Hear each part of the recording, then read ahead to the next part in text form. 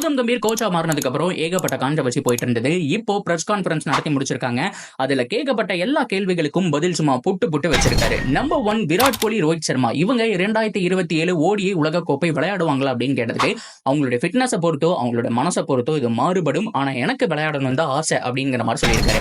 And number 2 Suryakumar Yadav பொறுத்த வரைக்கும் எப்பவுமே T20 மட்டும்தான் விளையாடணும். பிகாஸ் அதுக்கு தகுந்த பிளேயர் அவர் தான்.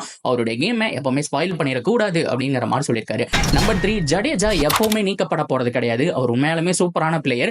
இப்போதைக்கு ஓடிஐல இருந்து ரெஸ்ட் மட்டும் தான் கொடுத்திருக்கோம். உலக கோப்பை மாதிரியான டைம்லயும் அண்ட் டெஸ்ட்லயும் அவர் நல்லாவே யூஸ் பண்ணுவோம் அப்படிங்கிற மாதிரியும் சொல்லியிருக்காரு. நம்பர் 4 சுப்மன் கில்ல 3D பிளேயரா மாத்தணும். 3 ஃபார்மெட்லயுமே விளையாடணும். ஏன்னா வளர்ந்து வரும் தலைமுறையோட தலைவன் அவரு அப்படிங்கிற மாதிரி சொல்லியிருக்காரு. அண்ட் நம்பர் 5 ஹர்திக் பாண்டியாக்கு ஏன் கேப்டன்சி கொடுக்கல அப்படின்னா ஃபிட்னஸ் கொஞ்சம் மோசமா இருக்கு. எப்ப வெளியில போவார்னு சொல்ல முடியாது. அதனால கொஞ்சம் ஃபிட்னஸ் தகுதி வந்துருச்சு அப்படின்னா அவருக்கு அந்த மாதிரியான பொறுப்புகள் வழங்கப்படும் சொல்லி இந்த பிரஸ் கான்ஃபரன்ஸ் முடிச்சிருக்காரு.